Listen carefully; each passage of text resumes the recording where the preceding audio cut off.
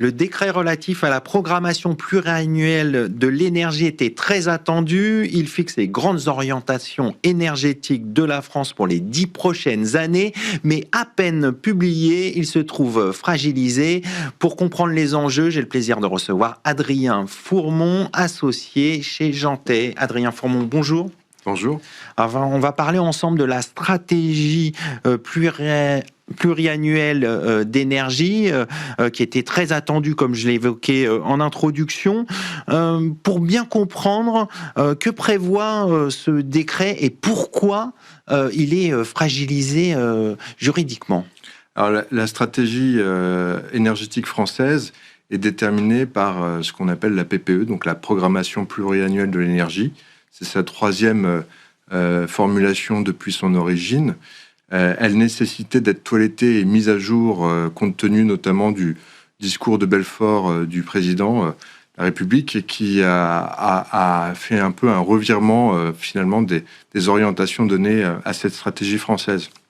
L'objectif, c'est de donner plus de souveraineté, booster les énergies renouvelables dans un objectif de soutien à la transition énergétique et à la lutte contre le réchauffement climatique et réindustrialiser. Donc ça donne un certain nombre de lignes directrices qui sont nécessairement critiquées et discutées, font l'objet d'un débat public. Bien sûr. Alors cette fragilisation, elle est pourquoi tout simplement parce que la loi prévoyait d'abord que ce soit un débat au niveau parlementaire et donc une loi de programmation avant d'avoir un décret d'application derrière. D'accord. Donc c'est tout l'enjeu aujourd'hui. Il y a effectivement un recours, plusieurs recours même qui ont été soulevés devant le Conseil d'État. Sur quel fondement? Pour différents fondements, mais notamment le fait d'avoir omis de solliciter les parlementaires pour débattre de ce sujet au préalable. D'accord. Donc, on verra comment ce point sera tranché in fine. Mais ce qui est délicat, c'est qu'en attendant, tous les projets liés à cette mise en œuvre de cette programmation énergétique, que ce soit dans les énergies renouvelables... Tout est en stand-by, c'est ça? Non, mais peuvent être fragilisés du jour au lendemain à l'aune de la décision qui sera rendue. D'accord. Donc, c'est vrai que d'un point de vue des investisseurs qui cherchent de la stabilité pour le long terme, c'est pas un signal extrêmement sécurisant, extrêmement fort, même si, d'un point de vue politique, le ton est donné et les orientations sont données pour les différentes filières. Donc, on va revenir sur cette troisième PPE. Que contient cette PPE s'agissant du nucléaire, par exemple? Alors, ce qui est intéressant avec le nucléaire, c'est qu'il y a un véritable revirement de tendance dans le développement. L'objectif dans la précédente PPE, c'était d'arrêter progressivement le nucléaire. Donc là, on a au contraire décidé de le relancer, à la fois en soutenant le nucléaire existant et aussi en relançant de nouveaux programmes nucléaires, EPR de deuxième génération, et puis aussi les petits réacteurs nucléaires SMR de nouvelle génération qui font l'objet d'investissements dans une optique de plus de R&D. Donc, ce qui est intéressant avec le nucléaire, c'est qu'on le présente vraiment comme quelque chose de complémentaire aux énergies renouvelables, sachant que les énergies renouvelables, elles, sont déjà matures, déjà disponibles, et on peut les utiliser dès maintenant, alors que la problématique du nucléaire est plus sur quelque chose de long terme. Donc, on se projette effectivement sur la deuxième période de cette PPE, puisqu'elle est en 2 périodes de 5 ans. Et donc, ça nous donne une belle perspective. Et ça, c'était novateur par rapport aux précédentes PPE? Oui, tout simplement dans la mesure où la précédente PPE nous disait qu'on allait progressivement arrêter le nucléaire. Donc, on avait désinvesti d'un point de vue industriel, d'un point de vue de l'emploi. On avait perdu finalement un savoir-faire progressivement et qu'il faut aujourd'hui pouvoir relancer et même accélérer si on veut tenir le rythme et les engagements qu'on a pris. Alors, autre point de cette PPE, les énergies renouvelables, qu'est-ce qui est prévu?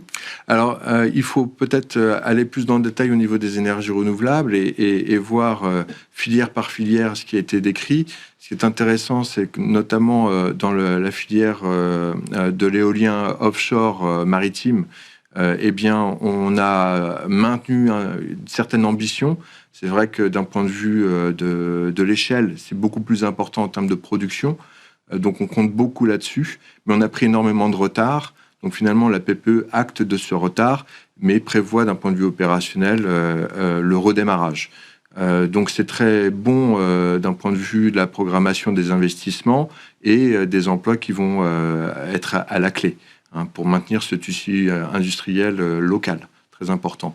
D'un point de vue de l'éolien terrestre, cette fois-ci, c'est vraiment un point d'arrêt, je dirais, sur cette filière, puisqu'on favorise plutôt les projets de renouvellement des parcs existants, ce qu'on appelle dans le jargon le repowering, qui va être favorisé, même avec des bonus d'application dans les mécanismes d'appel d'offres pour le soutien de ces projets-là.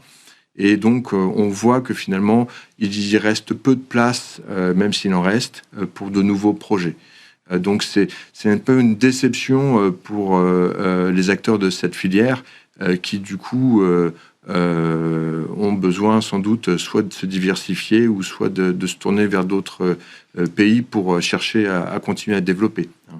Mais c'est vrai que, du coup, on va privilégier ce repowering en priorité. La filière photovoltaïque, elle est toujours soutenue, même si on la voit aussi un petit peu freinée. C'est vrai qu'elle Pourquoi elle est freinée ? Beaucoup été développée ces derniers temps. Il y a un engouement très fort. Et donc, on conçoit cette PPE aujourd'hui plutôt comme un plafond à ne pas dépasser et des contraintes à respecter en termes de calendrier, plutôt que de vouloir y aller à fond. Donc, d'un point de vue de la transition énergétique, on pourrait être frustré en se disant on a un gros potentiel de développement, mais l'objectif, c'est de garder un certain équilibre. Et sur les énergies bas carbone, non électriques, qu'est-ce qui est prévu ? Alors, c'est vrai qu'on parle moins de celles-ci, bien qu'elles soient très intéressantes, puisqu'elles sont nécessaires pour réduire notre dépendance au carbone et donc aux fossiles. Et l'objectif, c'est de migrer un certain nombre de techniques, de technologies, notamment les réseaux de chaleur ou les réseaux de froid, pour valoriser la biomasse, pour valoriser la géothermie, par exemple, ou les énergies de récupération, comme le combustible solide de récupération, le CSR. Donc cette fois-ci, c'est vraiment, je dirais, un gros enjeu pour ces filières qui étaient peut-être un peu moins développées jusqu'à présent et qui vont être soutenues de manière très efficace avec des mécanismes de soutien intéressants également. Donc, ça va certainement permettre, notamment au secteur industriel, de se rendre un peu moins dépendant des énergies fossiles. Pour terminer, en définitive, qu'est-ce qu'on peut dire de cette PPE ? Alors, elle est perçue de manière assez favorable, même si elle est insuffisante en soi pour débloquer ce qu'on avait perçu comme étant une forme de moratoire ou de mode de stand-by sur le développement des énergies renouvelables, notamment.